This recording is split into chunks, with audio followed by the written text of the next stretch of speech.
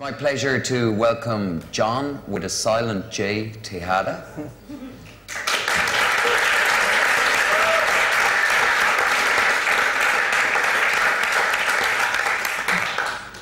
And having heard about 10 different pronunciations of the name, it's a pleasure to know how to say it correctly.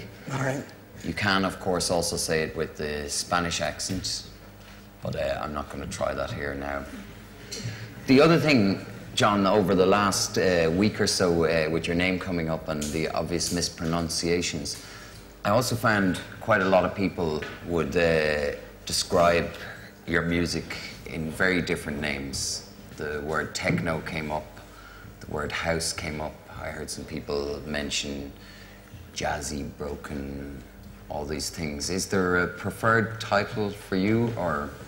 I don't know. I mean, to me, it's almost like a BPM issue. Like, you know, if it's a bit faster, it's techno. If it's a bit slower, it's house. If I throw other rhythms in, all of a sudden it's broken beat. But to me, it's like, you know, sort of the same thing. Even like a short phase of drum and bass, to just tell people, like, you know, to me it's 45 BPM faster, and just people don't like that answer. Like, no, you know, hip hop, you know, it's 30% slower.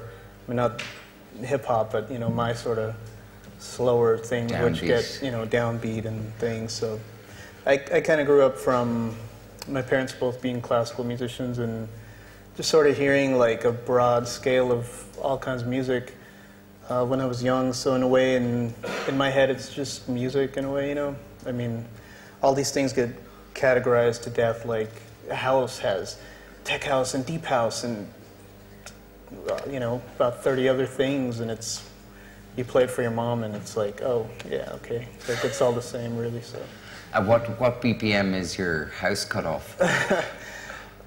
I don't, well, that's the whole thing, I don't see it that way. So no, okay. I mean, but yeah, I don't know.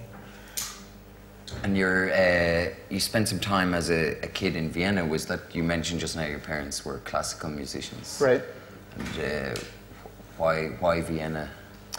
That's where I was born. That's where you were born, yeah. And what instruments did they play? Or? They started me off on piano when I was, my dad really, he was really into this, you know, he's going to do everything. So I think around age 3 or 4, I had to learn piano stuff. And then when I moved with my mom to the States, my cousin had a drum set, and he's playing drums to like Led Zeppelin and all this stuff. And when he wasn't at home, I'd get on his drums and just sort of start playing to it, you know. And then I wanted to play drums, and I asked my mom if I had to play piano anymore, and she's like, "No, if you don't want to." So then drums it was. Drums, and I mean this live element when you're recording. Do you do your own drum sounds, or? For the electronic stuff, it depends. I have in the past, but definitely for the other project that I guess we'll talk about, I'm Not a Gun. I'm playing live drums on all the tracks and live as well. Yeah. So the live element has always been a big part of your music. Yeah, it depends. Sometimes my brain thinks in two ways. Like, I really enjoy this sort of programming side where it's like a rush of programming something just right and really feeling satisfied in that way. And then when we do I'm Not a Gun, it's all about capturing a performance. Like, you know, I was explaining earlier when, or speaking to you, that when we do a live show, you know, it's totally different. Like, I have to play it, you know, like a, you know, of course like a musician, but when you're programming forever, you kind of lose sight of this stuff. But we have to play our instruments, you know, as perfectly as we can for 40 minutes, and it's totally different to do that, or like for me to play a really cool drum track and then have that recorded and you captured it and it'll never happen again, you know, and that's like a totally different satisfaction. Yeah. So sort of split in my head in two different directions. Yeah. Tell me about, you're obviously after a short period in Vienna, you moved back to the States, and LA is and still is home. But there's also there's a hip hop past to your life. Yeah, that's also how I got into this music, you know. So okay, then the drums, and then we had a really cool station in LA that sort of just came back, but I'm not sure what the deal is, but that's a whole different story. But it was called KDAY, and it was sort of like the legendary Detroit station you hear of with the mojo on it, and the electric and mojo, and and this sort of big blend of sounds and DJing. So we had like a handful of DJs that a few of them became really popular guys, and they would just have mix shows all the time, and you know, you get a lot of like the East Coast hip hop and a little bit of these West Coast producers, but there was a big sort of electro scene in LA with the breaking and stuff, and you know, that music, and there was some Detroit and New York stuff, lots of New York stuff, and at the time that was all hip hop, and it was sort of the faster, futuristic hip hop, and I always sort of geared my ear towards that sound. And then what year are we talking about here? Like okay, this is in the 80s, you know, about 85, I really, at a really young age, was trying to follow this music as much as I could. And what sort of artists do you mean when you describe it as futuristic, faster hip-hop? Well, like, you know, Africa Bambaataa, Planet Rock, and all this Arthur Baker Productions was getting heavy play. And then in LA, you know, we had the Egyptian Lover and Uncle Jam's Army, and they were doing appearances, and a lot of DJs were specializing in that sound, like Chris the Glove Taylor and all this stuff. And so just for a brief period, you'd hear a bit of like say, No UFOs, Model 500 mixed in with a, you know, 4/4 beat, and then you'd hear more of that, maybe a little bit of early Trax records, and then somehow it just, you know, became this other genre of, at least to me, living in LA, being a bit more out of touch than the rest of the world. And I just sort of followed that, and all of a sudden I was making techno or whatever, you know, and it just sort of all grew out of hip-hop for me. And at what point, I mean, so the DJing, you were playing drums, and then DJing, when did that come into the equation? Playing drums was really early, when I was sort of trying to play some things when I was 8, I think. And then I started hearing the mix shows when I was 12, and I would hear people like, you know, Aladdin and Joe Cooley, like, doing these tricks, and I just had to learn how to do it. Like, I just take the home record player and, you know, like everybody else, I'm sure, like, just messing up the home system, trying to scratch, and then finally getting enough money together for my first really bad set of turntables to practice on. Can you still do a flare or a crab or? I can do a one-click flare, and I can do crabs, but you know, this back then, this wasn't, that didn't exist, so it was about like, you know, like this Joe Cooley style Aladdin, you know, toggle switch, triple things, and everybody had different names for the scratches, but I can still get down, you know, I can still do it, if I have to. There might be some challengers later. Yeah, I'm sure. I'll volunteer for a good loss in any battle. Anytime. And what name were you DJing under at that time? Well, it's a famous battle, isn't it? That's what I'm getting at. Okay. Well, you know, I mean, there's this friend of mine in junior high school that named me DJ Domino for some reason. I still don't know why.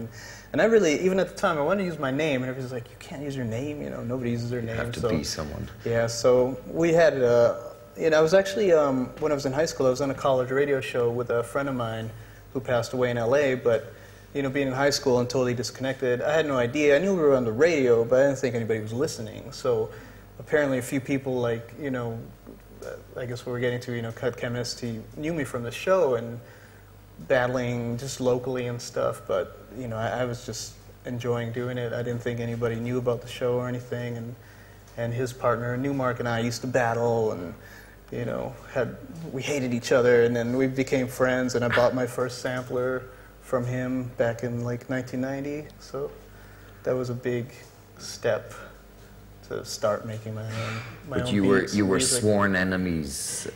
Not really. It was like we were in two separate crews, and crews just all sort of hated each other.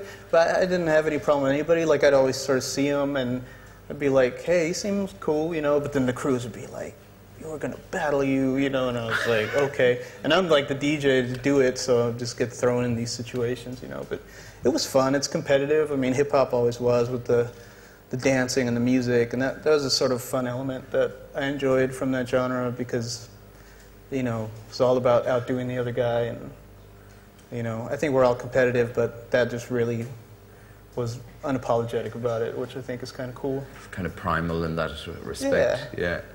So hip-hop was good to you? I mean, your first sampler, yeah, you bought it from Newmark. Right. Do you remember how much you paid? I think he overcharged me a bit. Yeah. But at the time, it was just an EPS with a 4-time expander, and I mean, 1990, like, samplers, you know, we had, I think the choices were like an EPS, they didn't have the 16 plus yet, or there's a SP1200, but I really wanted to play with keyboard sounds as well, because I was, you know, hearing this, trying to have ideas about maybe bringing back some piano playing and making some house or whatever I was hearing at the time. So it was between that and the W30 and all this stuff, and I knew Mark was using his EPS and showed me how to use it, and I bought it. You know, I think it was about $1,500 US at the time, and he let me give him payments. You know, I heard, damn, an installment stuff plan. was expensive back then, man. You know, it's amazing nowadays. You get a $1,000 laptop and you can produce anything if you put your time into it. But you know, we paid our dues. I think we had, you know, 12-second sampling time, and you record everything super fast so you can, like, you know, have more sampling time. And, you know, you had to work with what you had, so I try to remember that, I think, in my way of working when, you know, when I've got like 100 plugins to use, and just sort of try to remember, you know, think 12-second sampling time, just get a good idea down, you know. It's a rigorous training. Yeah, it was working good, you know. on the old machines, yeah. They had a soul in them, you know. They were all different. They all sort of geared your sound, so yeah, it was a special time, I guess. But yeah. I'm glad to be past it. I like my computer much But better. you don't make hip-hop music nowadays, do you really? Or? I mean, I incorporate it. I mean, like we were speaking about these down-tempo records. I mean, they've got elements of that. I mean, I think for a lot of things that make me happy creatively, to me at least, it's a combination of styles, you know, and, you know, I don't know, just whatever comes out. But, you know, I still like to practice doing the scratches and try to learn something, and I love watching people perform, and, you know. So you still get ideas from it, or? Yeah, of course. I mean, the programming, the engineering, and just everything about it, you know. I mean, like I said, it's a bit slower, but it's the same idea. You're programming beats, melodies, you know, trying to get it to crack, sound as good as you can, and, you know, in a way it's all the same. Yeah. Hey, are there any particular artists that you really rate these days? For anything? For hip-hop, say. For hip-hop.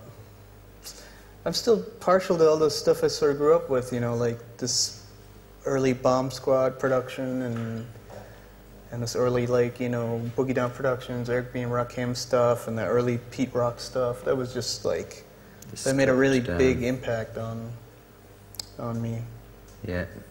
And when did the, I mean, electronic music, you're describing the faster hip-hop, and obviously you mentioned Egyptian Lover and Bambaataa and people like that.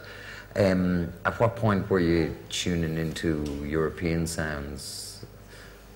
I think when I was in the hip-hop, the earliest thing European I might have heard was Simon Harris, but of course there was Kraftwerk, you know, and that was a big part of it. I discovered them really early on, and I would kind of, you know, nowadays Computer World is like the coolest record ever, but when you're in 6th grade and you're listening to synthy stuff with German guys singing, like, you don't really play it for your friends because, you know, it wasn't the coolest thing ever. But I would listen to Computer World in my Walkman like all the time and just be freaked out by it. That and a lot of early Art of Noise stuff. That was British, of course, and. So you were like a closet Kraftwerk fan? Yeah. Yeah, except, you know, there was like the one track off every album that if you're doing a DJ set, everybody had 2 copies, but, I mean, I enjoyed the albums all the way through, so. Yeah. And, I mean, in terms of being into electronics, you're describing, you know, in the States, I mean, is it obviously at that time you're saying 6th grade in school. I can understand you not necessarily playing it to your friends, but what's the environment like? What was the environment like, and what is the environment like in terms of making electronic music in the States?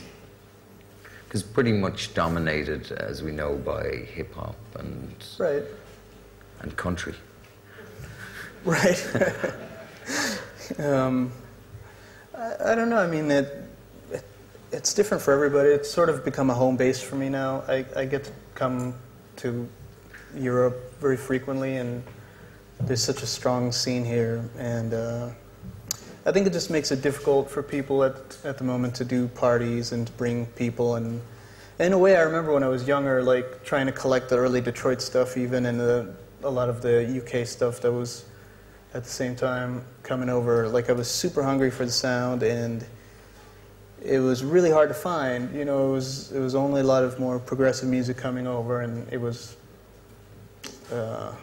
it never really made it to the West Coast in a strong way. So it was sort of like a few people that caught on, and now we're all sort of producing things, but we don't do too much in our hometown. Yeah. So you find your audiences would be largely away from the States? Or? Yeah, I don't know really, but it seems like it, because that's where the records sell. Yeah, the records are selling in other territories, and the clubs are happening, so yeah, it makes sense that it's... And what about, you mentioned Detroit there, that was what I was going to get to next. What was it about that sound that tweaked your interest? It was just special to everybody, I think. When I was listening to these hip-hop shows, one of the tunes, I mean, a lot of early Cybertron was being mixed in, and that was always really special. Like R9 used to really freak me out. That was such a weird record. And then one of the first ones with a quarter note kick to start being played was No UFOs. And I remember the first time I heard that when I was sort of half asleep, and I just remember like, oh, that was a weird record. That really freaked me out, and that was like '87. So I don't know. I mean, that sound was just rolling really special drums to everyone. Yeah. Everybody sort of rates it as a very special thing. Yeah, yeah. Play us something. Okay, what are we getting into? Something older, I think. Older. Okay. We will look. I'll play something. Don't know how old we can get, but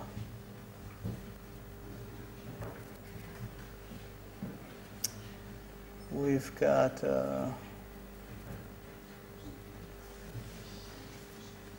this sort of track from 3 years ago, so I can start off with. Okay, but if that's old.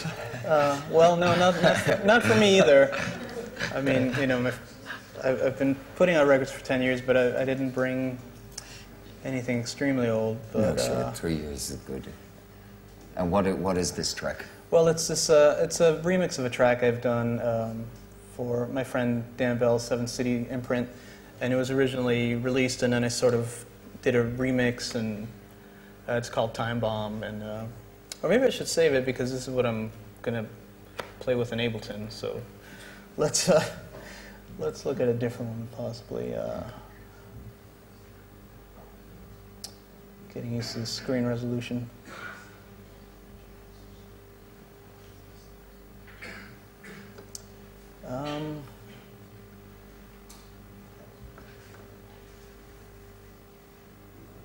Okay. This is sort of similar, another remix from the same period, about 3 years. A bit more recent, but otherwise I've just got the new album with me, and you've got that. But we'll get onto the new album and that. Yeah, no, just something. So this is called Western Starland. Let's. Oops.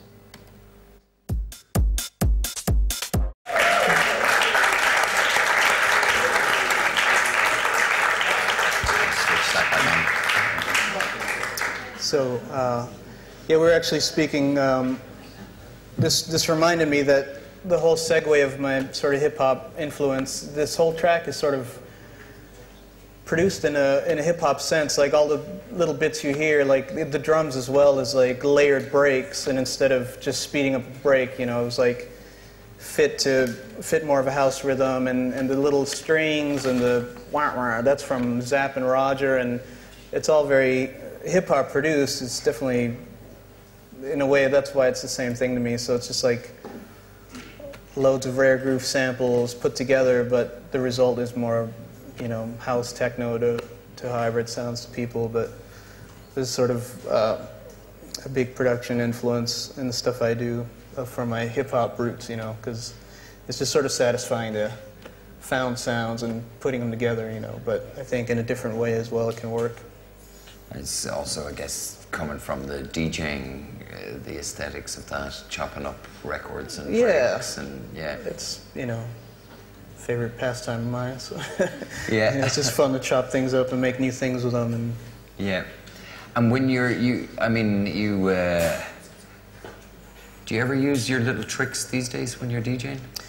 A little bit. I used to a lot more, and I think people just want to dance instead of, you know, sometimes it disrupts the flow, I think, but like on Sunday night, I sort of take double copies of some things once in a while and make some patterns out of them and do a little bit of cutting and something just to sort of, you know, keep you interested? Yeah, I guess, or just to kind of show off or something. Yeah, you know?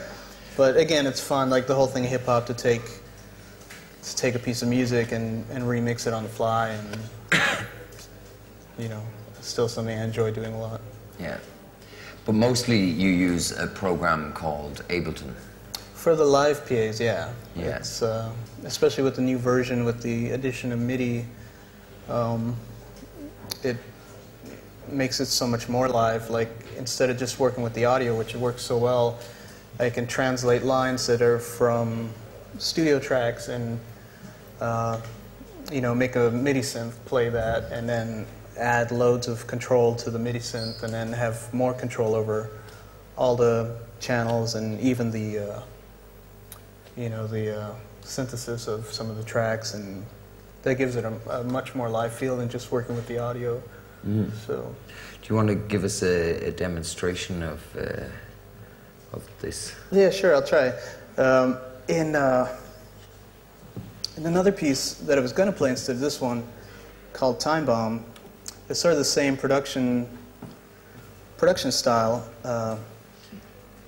where basically a lot of things were taken off Rare Groove records and combined with sort of techno production. And then, for anybody that actually knows the tune, there's sort of like new things put in it for the live version that are a bit cheesy to my friend who put out the original record, but it's pretty fun when you're playing it live, you know.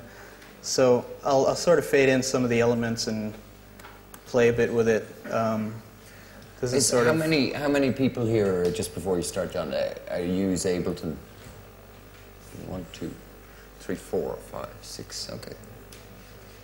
And this new version is out how long? About 2-3 months. 2-3 months. Yeah, this is a big new upgrade to add the MIDI and everything in it. And actually, the newer productions I've been working on, I've just been doing in Ableton, because it has a sort of really cool creative flow, and I've just been starting to produce in it, and I think it's not missing anything. I think it's great for that. For producing? Yep. Okay. Yeah, I think it's cool.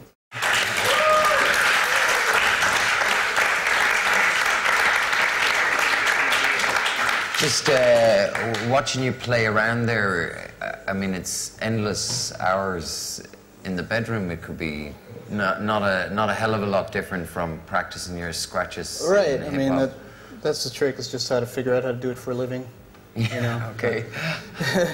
Have you figured that out? Do you make a living? Yeah, I do finally, and I'm really happy that that's possible. It took quite a long time. What's the key to that? It's just starting to learn to do some business things and to do things right and to not get screwed over, you know, and try not to get screwed over, or just, you know, to handle that side of your your life if you choose to do it yourself, which is a big learning process also, because you know, you're dealing with your art and you just really want to create, and people want to make money, and that can ruin it and change things around. So just to really be able to create and stay really happy and in control of things has been a long process to learn, I think, and still learning, but you know. But getting better at it. Yeah, getting better. And you have your own label, I mean, is... Yeah, it's called Palette Recordings. I started 8 years ago. Today, maybe. I don't know. Could be Palette's birthday today. I'm not sure. But yeah, we've got number 32 out now, which is great, I think. I mean, I was doing it in LA, you know, just to sort of... I started recording for a few labels, but also, you know, there's this whole A&R process, and there was like tracks that I thought fit together really well, and people would sort of shoot you down, like, no, that doesn't work, you know, and it's like, well, screw it, I'm starting my own label, and kind of expected to maybe get to number 3 and then run out of money, but luckily they've all made money, and now we're at 32 and on the iTunes store, and have some CD compilations and lots of licensing, so I couldn't be happier, really. It's been really good. And has that been, would that be the primary source of income, or is the DJing and... It's a combination of everything, you know, Yeah. it all makes everything else go around. The records are promotion for the gigs. The gigs help sell the records. The records are on the record label. You know, it's all the machine that works together. I think it's all components that all have to be going at the same time, at least for the way I'm doing things. Yeah. And you've had some bad experiences on other labels, or? Yeah, everyone has, you know, but you learn from it and stuff, you know, you have to learn to be tough and take care of things properly, and just do the best you can, really, unless you have somebody looking after you. Or Yeah. I prefer to stay in control of it myself, but so. And your new album, is that on Palette? No, we're working on with my collaborator Arian Leviste, who we were speaking with before, who I've been working with for 13 years actually. Is he your production partner? Yeah, the releases we do have both our names on them. Yeah. So that accounts for about half, I think, of the releases. And what does he bring to the equation, or? Well, we sort of started together. We met through a mutual friend, and we were just excited about this music that nobody else we knew seemed to know about, and just started trying to make some, you know. So, I mean, all my collaboration processes have been pretty relaxed, because I figure it's a collaboration, and you have to give up 50% of the control, you know. Sometimes I've tried some projects where that isn't the case, you know. It's like, really, you know, somebody has a really specific view of how things should be, but with me and Arian, I mean, it's like, we're best friends for almost 14 years now. We just sort of take turns in the chair and work on a piece, and he can do whatever he wants. I mean, there's rarely a time, you know, there's no arguments. I think at the most it would be like a moment where we both kind of look at each other like, you know, that thing we just did really sucks, doesn't it? It's like, yeah, okay. And we're usually both in agreement about like taking it out, but with that, or with Titonton, it's just totally easy. Titonton Duvante, yeah. Yeah, another really good friend of mine. And yeah, that's just the way I like to do collaborations. I think you're not going to get it 100% of what you want, and that's sort of the point of it, you know. Could you play us something from your new album? Sure. And you mentioned this is not on Palette Records. This is... No, this is on an LA label called Plug Research. I've done a few singles in the past for them, and I've also made one other album on it called Daydreams in Cold Weather. This new album's out this week, and it's called Logic Memory Center. And it actually features lots of guests on it to sing, which I don't do so often, but I've got my friend Jimmy, who's in the Postal Service singing, and I've got my friend... Okay, we'll play that one then. I've got Kimmy Ricor, who's my friend who's on Gigolo, doing this Invisibles project, and I've got Carl Finlow singing as well, who's done about 1,000 things. Silicon Scally, Carl Finlow, random factor. So maybe I'll play a bit of each vocal. Yeah, track. and what was there a thinking behind this album when you set out to do it? Well, I guess the overall theme is a lot of my older music is very melody-based, like the way sort of my musical upbringing, I've sort of always layered melodies, and a lot of my new production, I'm trying to strip things down a bit to make one theme the main theme. But that's sort of a newer idea. With this album, this is sort of like, I guess I would call it my computer record. Like it's all very heavy sound design, and it was actually also an effort to move away from a lot of the melodic elements, and a lot of it is sound design. Of course, everything has a timbre to it and playing a note, but you know, a lot of it is sound design, which put together again this sort of hip hop production of collage combinations of patterns and sound design. So a lot of it is sound design, and melodies come out of it, but it's not really stacks of synths as I'm usually doing in the past. So this first one with it's not Ben Gibbard singing, but it's Jimmy from Dentel singing, and I really enjoy his voice, and you can hear a bit of like Miles Davis cut up in there from Bitches Brew, and a lot of sound design and stuff. So I'll play this. This is called Everything Will Be Okay. And then I'll play a bit of the Carl Finlow track.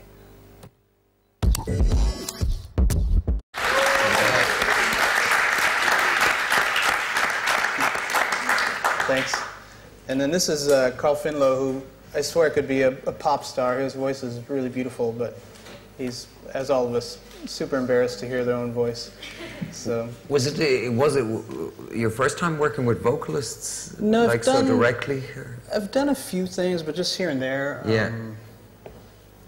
But this, I think, is the first album where there's actually 3 vocal cuts, and a few of the other ones feature some leftovers cut here and there. So it's definitely the most vocals I've used on a record so far. Yeah. And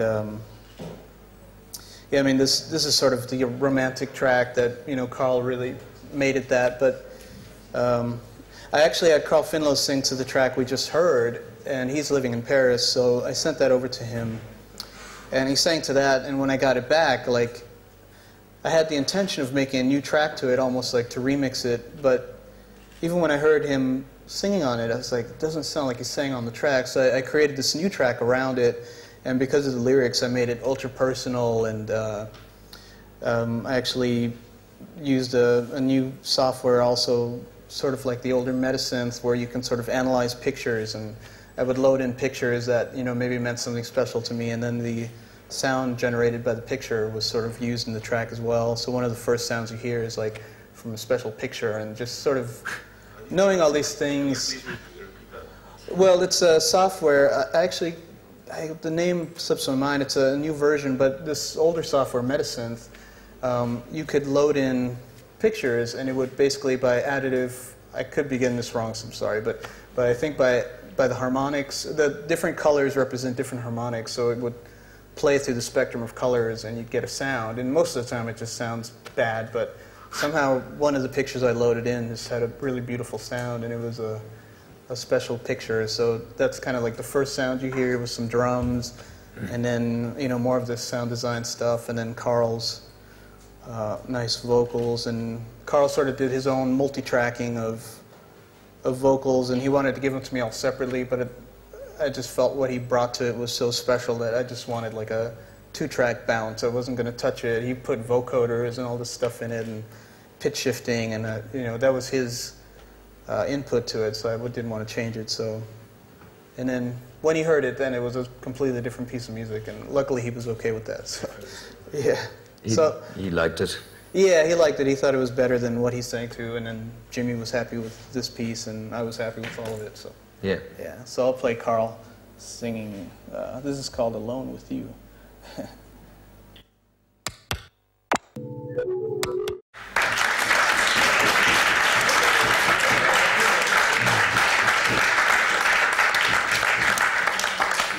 Thanks. John, I think it's fair to say that at this stage, I mean, there's a familiar sound to your productions or to the thing. I mean, what would you have to say about about that? I would hope so by now. You know, whether it's slower or faster. I mean, some people. You know, I saw my dad, who I'm sort of out of touch with, but you know, I don't know if this is a compliment or put down, but I played him my latest piece, and he's like, "Oh yeah, you wrote something like that when you were 5 years old," you know. So I guess I've always had this sort of sound to me, but I think that's a good thing. I would hope I have a sound by now, you know. Yeah. And what's the process of achieving a sound? Oh, it's too hippy-dippy to talk about, I guess, you know, just feelings. Maybe not. And I don't know, it's just, you know, I'm still enjoying, I'm only making music because I really enjoy it and I have to. So, I mean, I'm just sort of, a lot of times, like, my titles are kind of hint to something being like a musical diary, you know, like this Daydreams in Cold Weather and Logic Memory Center. It's all sort of like catalog experiences set to music in a way. So I think that's sort of how I keep track of everything that happens. Feeding pictures into computers. Yeah, that too. That's, you know, that's pretty literal of translating a memory to a piece of music, but... Yeah. There's another project that you do called I Am Not a Gun. Yeah, I'm Not a Gun. Which is an entirely different thing, really, is it? Well, you know, not if you ask me, but yeah, I mean, it's based on, like I said way before, capturing a live performance, playing drums and guitar, and lots of drums and guitar, live playing. The guitar is very much up front, isn't it? The guitar is a main element, I guess. I do it with another collaborator of mine named Takeshi Nishimoto, and we met about 5 years ago through mutual friends, and again, kind of with Arian, you know, we were hip to the stuff that we were really influenced by that nobody else we knew seemed to know, and again with Takeshi, it was the same kind of meeting, and he started coming over like every Wednesday, and he started jamming and putting down ideas, and eventually we made a first album. It's on a Berlin label called City Center Offices, and we just released a new one, and we titled it Our Lives on Wednesdays, because it just, for 5 years now, has been this tradition of Wednesday calls and he comes over, so every Wednesday this is like, you know, drum and guitar day, and he does, he's responsible for, you know, I played a bit of guitar before, but he's really responsible for teaching me so many things, and he's also responsible for the main complicated guitars, while I'm just kind of doing the little simple things. But I'm playing the drums, and it's also a lot of electronics, you know, from this kind of stuff, but it's just more of a blend of maybe things from when I was younger, I guess, you know, like the electronic side, and then drumming and playing instruments and just everything together. And I don't know how it would be categorized even, so I can play a piece and... Future jazz? I don't know. It's a future word, you know. I don't have a time machine. So. Go on, nail that word for us once and for all. What is wrong with that word? Well, you know, none of us have a time machine. I mean, things... You know, sci-fi is the coolest thing to all of us guys. You know, we love this thing of the future, but, you know, to call... I couldn't call my music futuristic. I mean, it's something from now, or influence from things from the past, so... I don't know.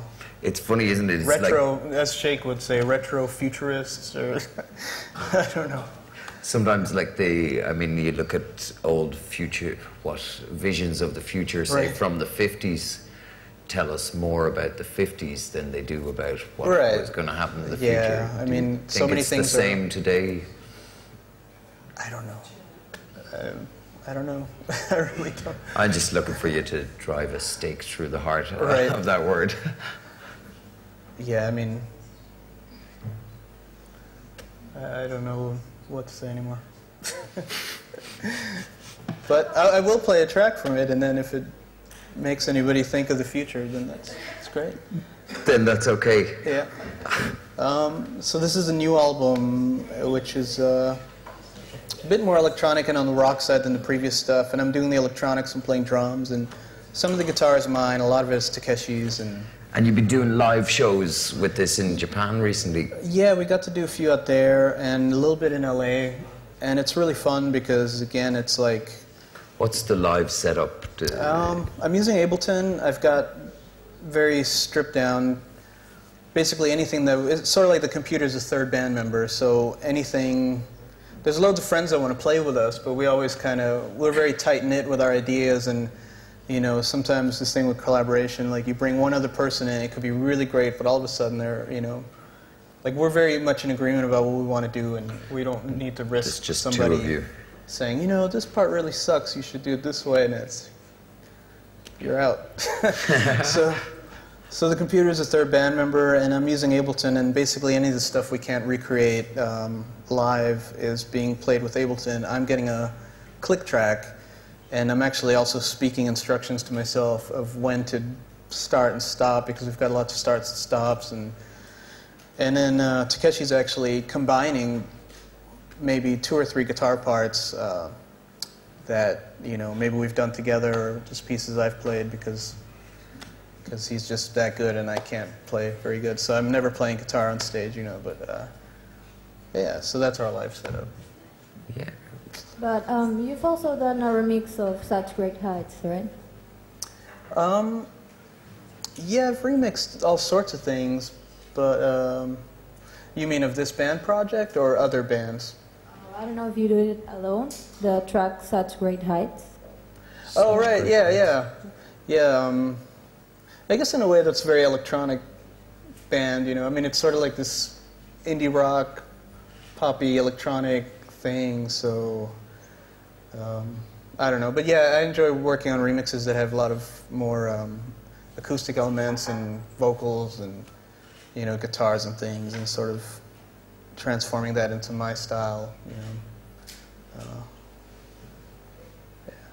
Yeah. Well, I'll play one. I don't know which one to play. Play the first track. Your favorite? I don't know which one's my favorite.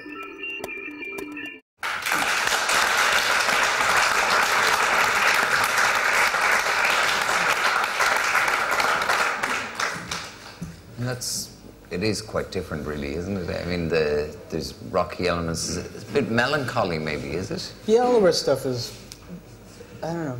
Yeah, melancholy and, I don't know. Yeah. Any questions? Here. Oh, you got one. Can you tell a bit more about your broken side of things, the stuff you're doing with Titonton Duvante? Oh yeah, we've got one here. Get to use your record. Yeah, I mean, I don't know. I mean, it's coming from, again, a lot of hip hop stuff. It's fun to program different beats. Also, because I'm a drummer, you know, it's fun to do this stuff. I mean, I think I've done some things in the past before. People were calling it broken beat, you know, and I know Titonton loves this kind of sound, so we've done like 2 or 3 tracks in this style. For the most part, it's not so different to me. I mean, it has a strong fusion element, I think, for a few producers, which I always enjoy as well, like fusion, funky, jazzy stuff. I like that vibe a lot, and yeah, that's... He's American. He's another American guy, yeah? Yeah, he lives in Columbus, Ohio. Yeah, so we, I was telling a story earlier that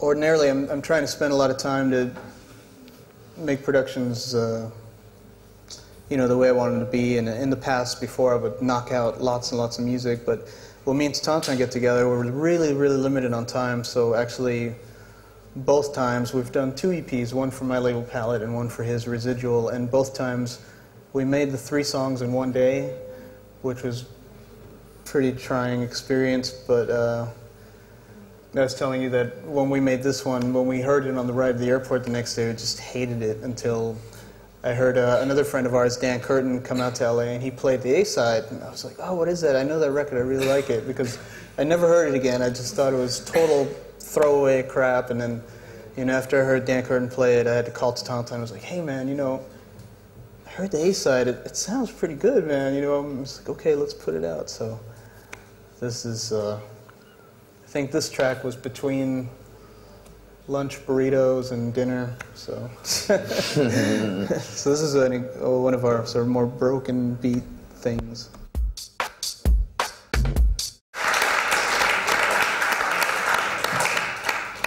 That's from an EP, Freaky Deaky. Yeah. Titonton Duvante and John Tejada. Unless there's any questions, I will say a very big thank you, John, for coming in. No problem, thank you. It's been a pleasure, and maybe you play us out with something from the I'm Not a Gun, this new album with the guitar and live drums. Sure. Sure. Set us up nicely for Italian lunch in the courtyard. Cool. And thanks everybody for coming to hear me blab on about it.